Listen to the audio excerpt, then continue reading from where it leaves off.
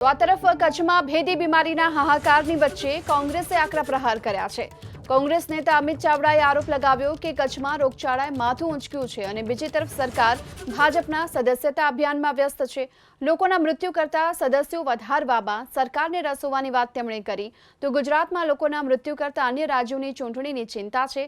અમિત ચાવડાએ સરકાર દવા અને નિષ્ણાંતો વધુમાં વધુ મોકલે તેવી પણ માંગ કરી। કચ્છમાં જે બીમારીને કારણે દિન પ્રતિદિન મૃત્યુનો દર વધી રહ્યો છે। છેલ્લા કેટલાય દિવસથી આ બીમારીને કારણે લોકોના મૃત્યુ થઈ રહ્યા હતા। સ્થાનિક સ્તરે લોકો દ્વારા વારંવાર એની જાણ કરવામાં આવી, વિનંતી કરવામાં આવી કે આરોગ્ય વિભાગની સ્પેશિયલ ટીમ મોકલવામાં આવે। એના માટેનું જે આગોતરું આયોજન કરવાનું હતું એ સરકારે ના કર્યું અને એના કારણે પરિસ્થિતિ દિવસે દિવસે ગંભીર બનતી જાય છે।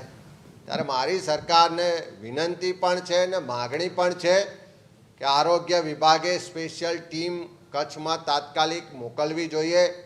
જરૂર પડે તો બહારથી પણ નિષ્ણાતો લાવી જે પણ એના માટેની દવાઓ કે બાકીની જરૂરિયાત છે તાત્કાલિક ઊભી કરવી જોઈએ અને ત્યાં આ રોગચાળો વધારે પ્રસરે નહીં એના માટે તાત્કાલિક પગલાં લેવા જોઈએ।